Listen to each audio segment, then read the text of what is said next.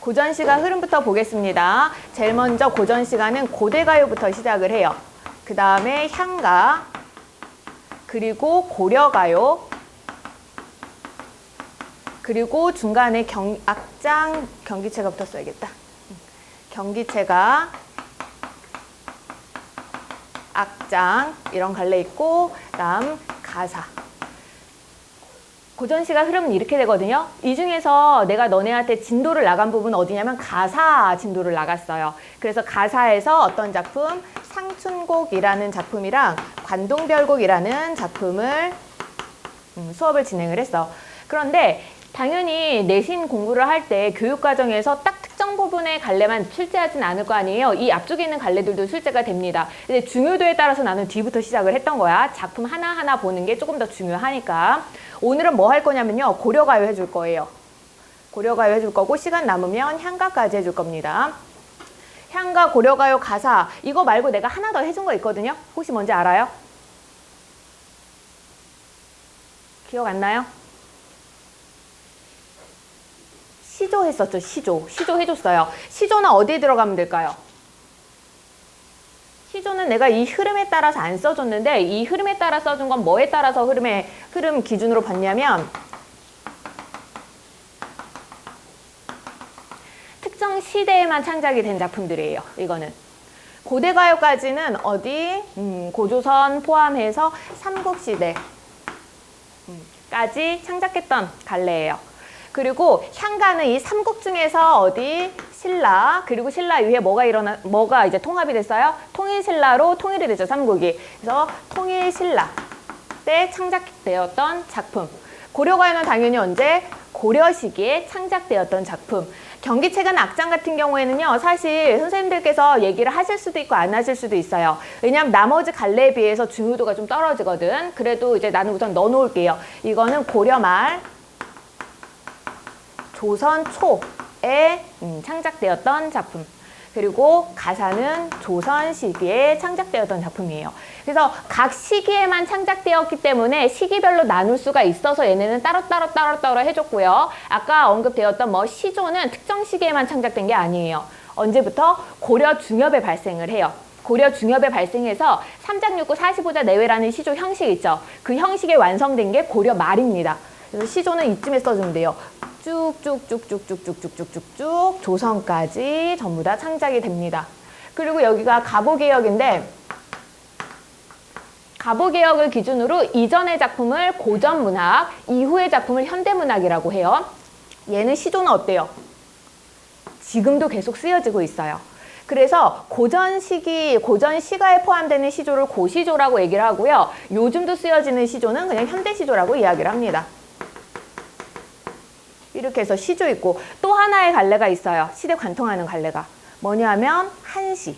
양반들은 한자를 중심으로 생활을 했잖아. 그러니까 그 삼국시대부터 한시는 계속 양반들에 의해서 귀족들에 의해서 창작이 됐습니다. 한시 여기서부터 시작해서 언제까지? 조선까지 계속 창작이 돼요. 현대에 쓰이는 한시는 국문학으로 취급하지 않습니다. 왜냐하면 조선까지는 양반들이 기본적으로 한자 위주의 생활을 했기 때문에 양반들이 쓰는 작품을 우리문학으로 넣기는 하지만 한자로 쓰였다고 할지라도 현대에 오면서 한문으로 쓰여진 걸 그대로 우리문학으로 취급할 필요는 없잖아요. 다들 지금은 한글 위주로 생활을 하고 있기 때문에 딱 여기까지만 끊어줘요. 한시는. 그래서 시조나 한시는 갈래가 통과되어 있다는 특징이 있다는 것만 알아주시면 되고요. 오늘 진행할 거는 고려가요입니다. 고려가요에서는 특징이 뭐냐면요. 향유층이 평민이에요. 여기 있는 거 갈래들 쭉 봤을 때 향유층이 평민으로 시작된 갈래는 고려가요 하나밖에 없어요. 왜냐하면 글을 쓰고 문학을 향유한다는 거는 그럴 만한 뭐가 있어야 돼? 여유가 있어야 되고 지적 수준이 받쳐주어야 된다는 얘기거든요. 그러다 보니까 거의 양반들이나 귀족 위주로 문학이 향유가 됩니다. 그런데 고려가요는 좀 달라요.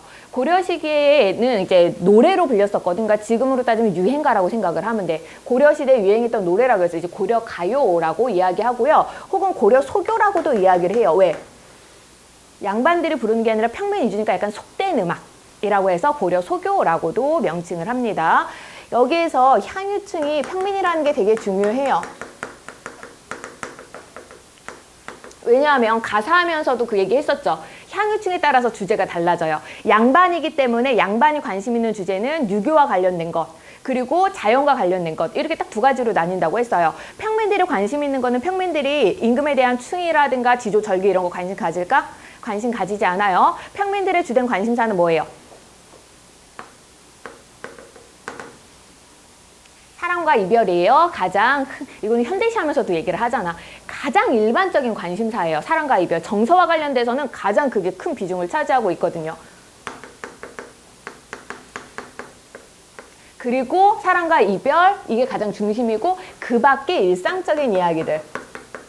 그 밖의 일상적인 이야기들이 내용으로 나타나게 됩니다. 그리고 형식. 고려가요의 형식은요, 딱히 엄격하게 나타나지는 않아요. 왜냐하면 평민들이 부르던 노래잖아. 그러다 보니까 뭐 글자 수까지 정해놓고 뭐 이렇게는 할 수 없습니다. 대신 노래를 불렸기 때문에 뭐는 나뉘어져 있어야 돼요. 음보는 나뉘어져 있어야 돼요. 그래야 박자 감각이 있어야지 노래를 부를 수 있을 거 아니야. 음보가 나뉘어지는데 몇 음보냐면 3음보 음격이에요. 3음보 음격을 취하고 있고요. 그리고 또 하나의 특징은 분연체. 연 구분을 하기 시작해요. 고려가요 이전에는 연을 구분하지 않거든요. 그래서 마치 지금 현대 노래로 한다면 1절, 2절, 3절 이렇게 있는 것처럼. 왜?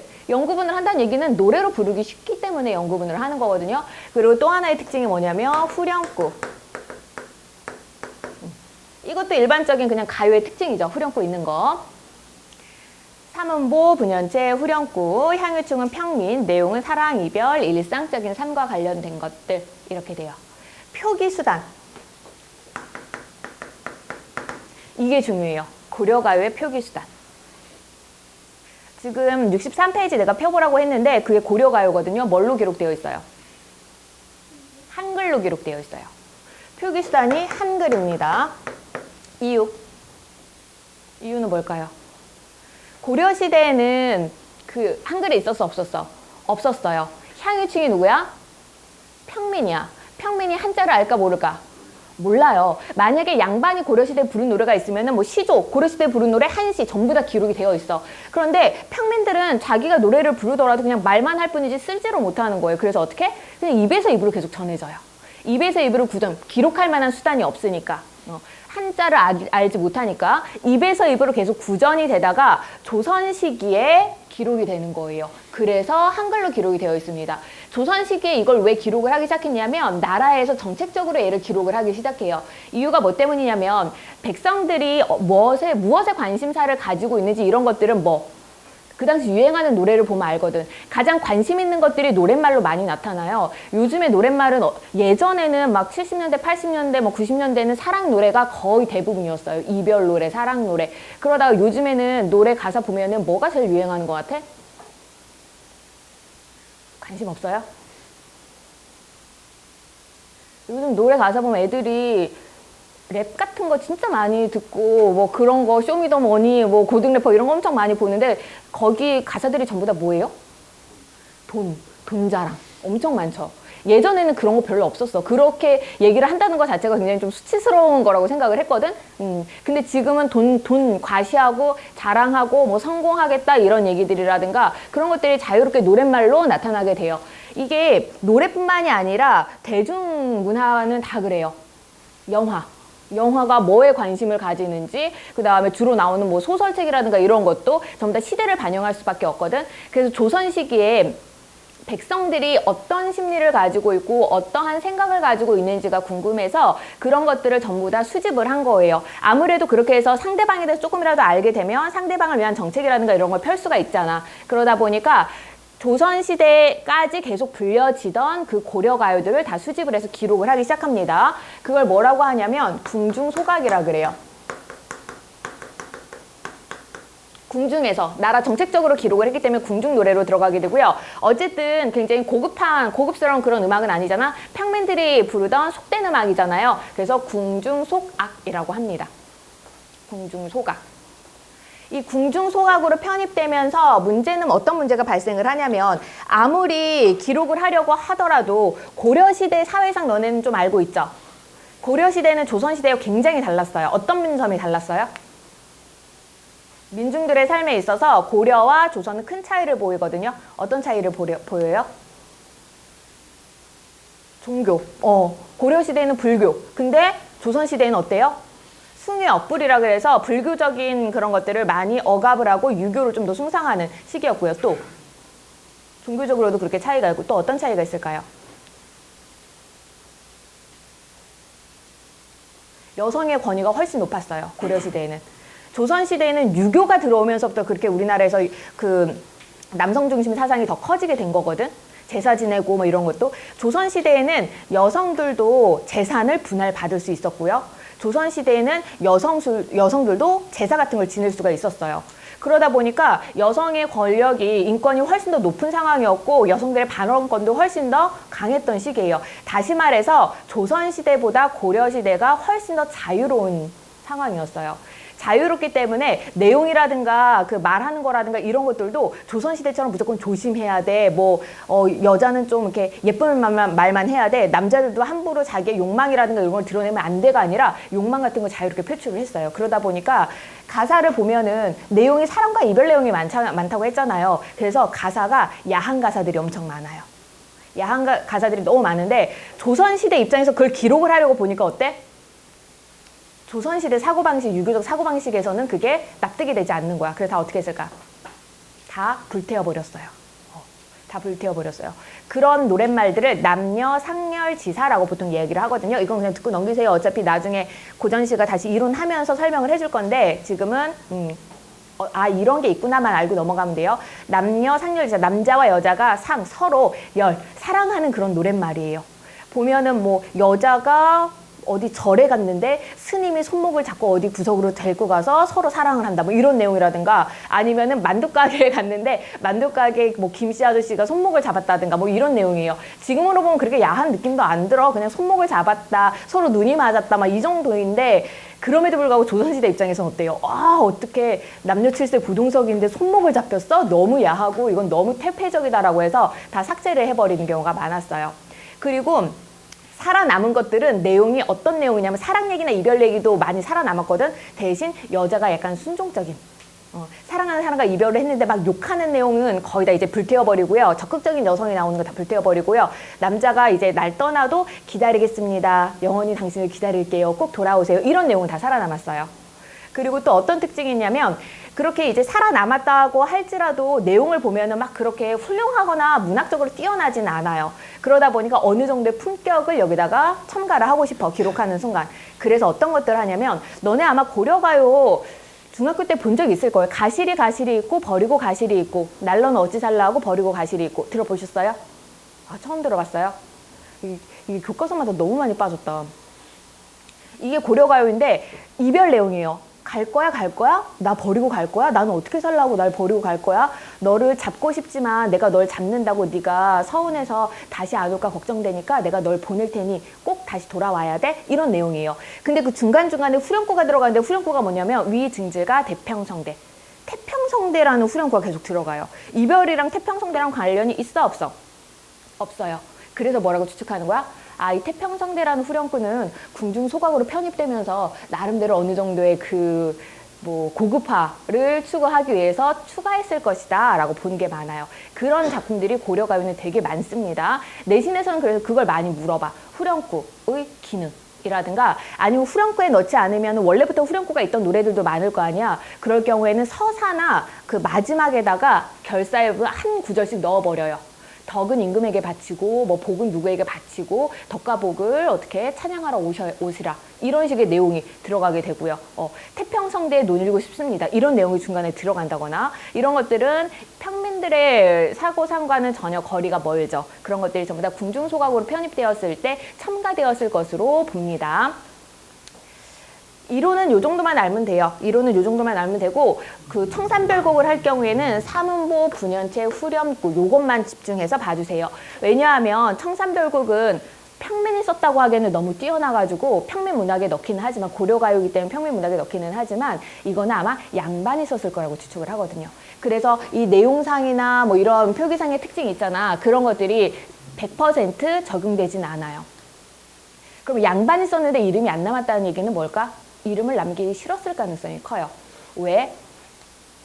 내용을 이제 보면은 알겠지만 미리 설명을 하자면 고려 말에 어떤 상황들 많이 벌어졌어요? 내가 국어 잘하려면 뭐 잘해야 된다 그랬어?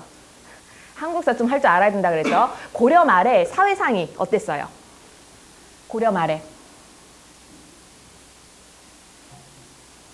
무신정변. 고려 말에 무신정변이 일어나죠? 뭔가 처음 들어봐요, 얘들아? 무신정변 처음 들어봐? 제이야 처음 들어보니 무신정변? 아니, 들어봤지? 무신정변이 뭐야?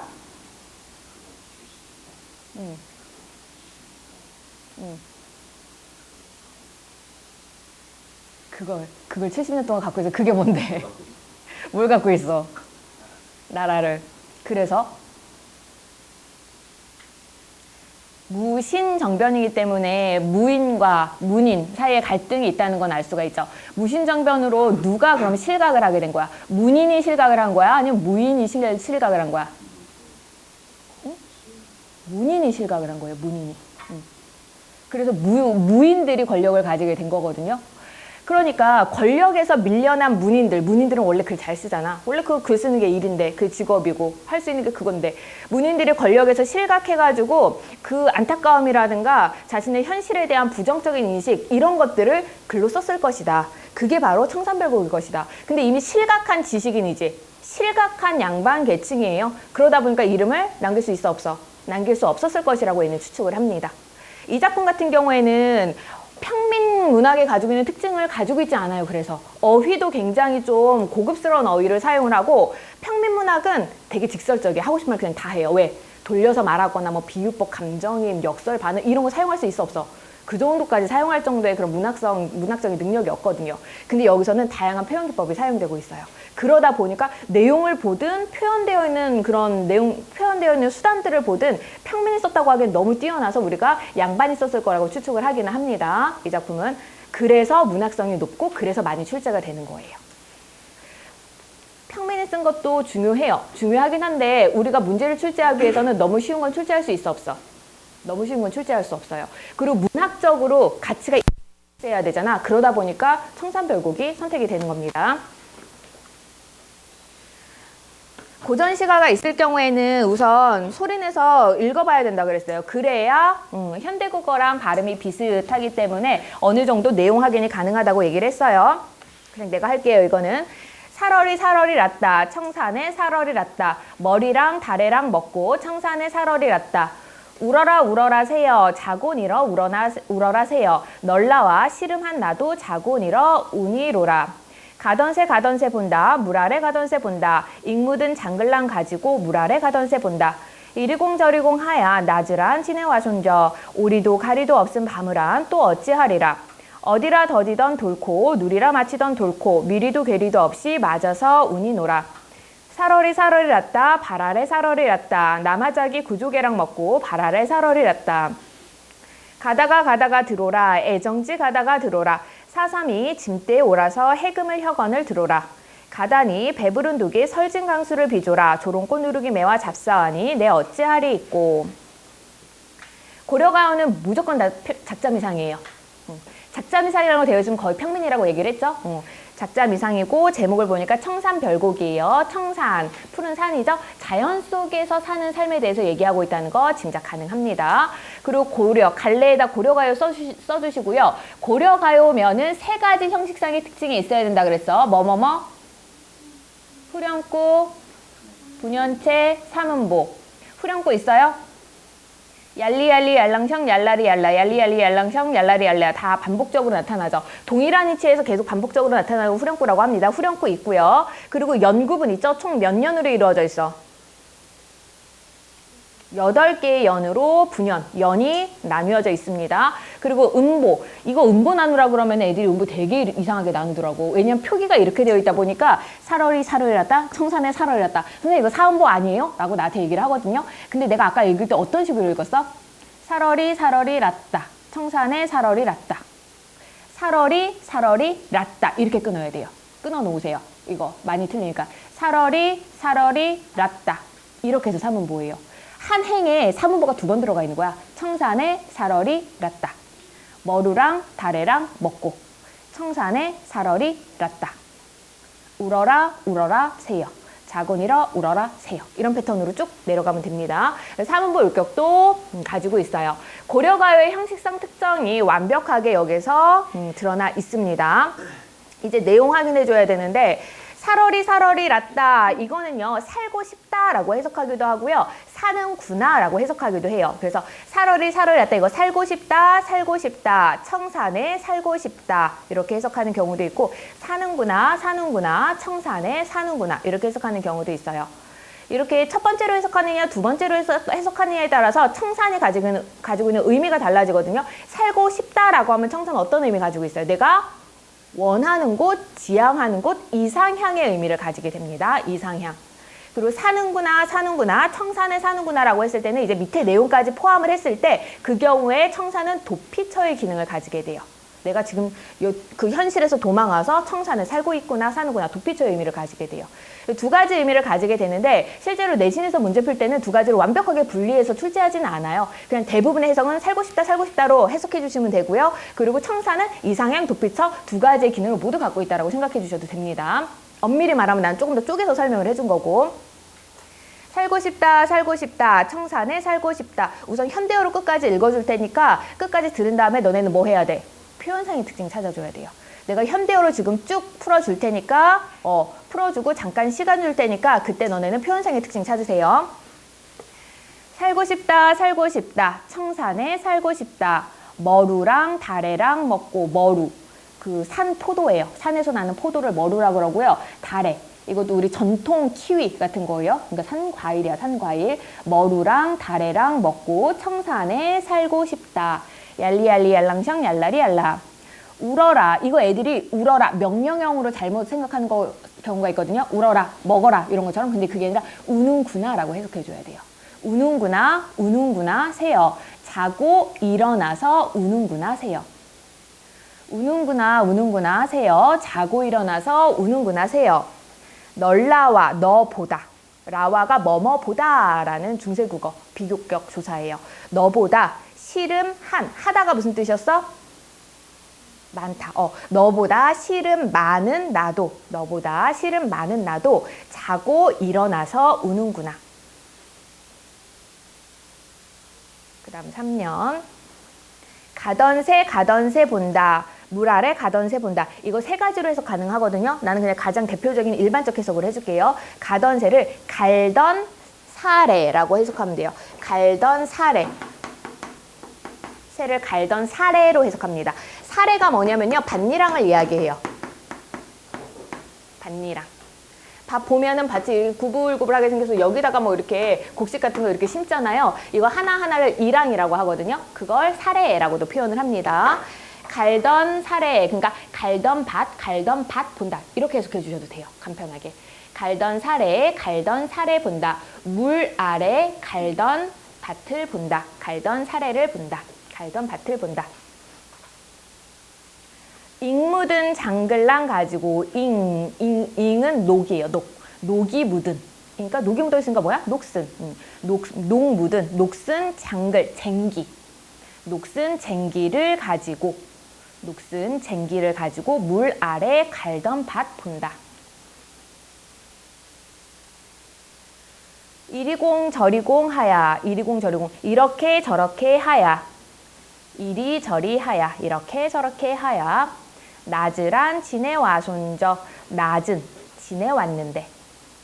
이렇게 저렇게 해서 낮은 지내왔는데. 올이도 갈이도 없는 밤은 또 어찌 하리라. 이렇게 저렇게 해서 낮은 그래도 밝으니까 낮은 지내왔어요. 버텨냈어. 근데 올 사람도 갈 사람도 올이도 갈이도 없는 밤은 내가 또 어찌 할까? 어찌 이겨낼까? 어디라 더디던 돌고 어디에 던지던 돌인고. 어디에 던지던 돌인고. 누리라 맞히던 돌고. 누구를 맞추려던 돌인고. 어디에 던지던 돌인고. 누구를 맞추려던 돌인고. 위리도 미워할 이도 괴이. 괴다가 무슨 뜻이야? 괴다라는 단어도 눈에 기억해 주셔야 돼요. 괴다는 사랑하다라는 뜻이라 앞으로 많이 나오게 될 거예요. 괴는 거 이거 지금도 현대국어에서 쓰거든요. 뭔가 이제 흔들렸을 때 여기 밑에다 뭐 괴놓잖아. 괴놓다는 얘기는 한쪽으로 기울어져 있다는 얘기예요. 마음이 한쪽으로 다 쏠려 있어. 뭐 사랑이에요. 한쪽으로만 마음이 쏠린 거. 미워할 이도, 괴일 이도, 사랑할 이도 없이. 미워할 이도, 사랑할 이도 없이 맞아서 운이노라. 어디에 던지던 돌인고 누구를 맞추려던 돌인고 미워할 이도 사랑할 이도 없이 맞아서 우는구나. 살얼이 랐다. 바다예요. 바다에 살고 싶다. 살고 싶다. 바다에 살고 싶다. 나마자기 구조개랑 먹고 나마자기 같은 경우에는요. 나문재라는 해초예요. 나문재라는 해초예요. 그러니까 뭐 미역 같은 그런 거로 생각하면 돼. 해초랑 굴, 조개 이런 거 먹으면서 바다에 살고 싶다. 산에서는 뭐 먹으려고 했어? 산 과일 먹으려고 했죠? 뭐로 다래. 바다에서는 나문재, 굴, 조개 먹고 바다에 살얼이 랐다.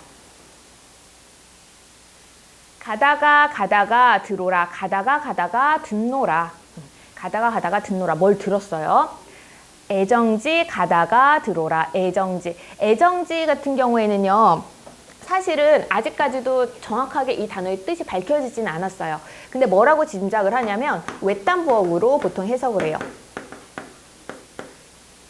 요즘에는 집 안에 화장실도 같이 있고 집 안에 부엌도 있고 집 안에 뭐 다 있잖아요. 창고도 같이 있고. 근데 옛날 집들 생각해 보면은 집이 있고 화장실 어때? 따로 건물 하나 있고 부엌도 따로 건물 하나 있고 뭐 외양간 같은 창고 같은 것도 따로 건물 하나 있고 이런 식으로 많이 있었거든요. 그래서 외딴 부엌 따로 있는 그 부엌을 애정지라고 했을 거라고 추측합니다.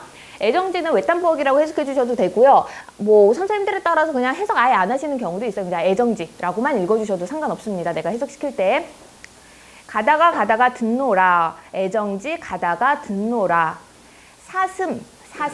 사슴이 짐대에 올라서 짐대, 장대요. 기다란 그 나무 가지 같은 거. 사슴이 장대에 올라가서 해금을 아끼죠? 해금을 켜다. 해금을 켜는 것을 듣노라. 바이올린 같은 경우도 켠다라고 표현을 하죠. 줄이는 그런 악기는 켜다 혹은 손으로 이렇게 할 경우에 타다 이런 식으로 얘기를 하거든요. 그래서 사슴이 장대에 올라가서 해금을 켜는 것을 듣노라. 가다니 배부른 독이 설진강수를 비조라. 가다가 배부른 독 항아리 같은 건데 배가 불룩하니까 이렇게 좀 이렇게 생겼을 거야. 이렇게 동그랗게 배가 불룩한 이런 독에 배부른 독에 설진강수를 비조라. 설진강수는 독한 술을 비조라. 빚는구나. 가다가 배가 불룩한 독에 설진강수 독한 술을 빚는구나. 조롱꽃 누룩이 매와 잡사원이 내 어찌하리 있고. 누룩이 뭐예요? 누룩이 아니고 누룩. 약간 비슷해요. 그 발효하는 거야. 누룩으로 뭐 해? 술 만들어요. 누룩으로 술을 만들거든요. 우리나라 그 막걸리라든가 이런 거 전부 다 발효주잖아요. 그런 것들 전부 다 누룩으로 빚어요. 그래서 조롱꽃 누룩이 술을 담근 거예요. 누룩으로 술을 담갔는데 그 누룩 냄새가 되게 이렇게 톡 쏘는 냄새거든. 그래서 그 조롱꽃 누룩이 매워. 딱 매운 듯한 느낌이 들어요. 지금의 맛이 맵다 그런 건 아니고 톡 쏘는 느낌을 맵다고 표현을 한 거예요. 조롱꽃 누룩이 매워 날 잡으니 잡사오니 날 잡으니 그 냄새가 날 잡은 거야. 술 냄새가. 내 어찌하리 있고 어찌하겠어요? 그쵸. 술 마셔야겠죠. 술 냄새가 날 딱 잡았어. 그러니까 어떻게 술을 마셔야겠다. 예요. 조롱꽃 누룩이 매워 잡으니 내 어찌하리 있고. 얄리얄리 얄랑청 얄라리 얄라는 딱 봐도 의미가 있는 후렴구야, 의미가 없는 후렴구야. 의미가 없는 후렴구입니다. 그래서 내가 해석시킬 때는 앞으로 이거 후렴구 빼고 그냥 해석해 주세요. 현대 풀이 했으니까 지금 표현상의 특징 찾아주세요. 5분 주겠습니다.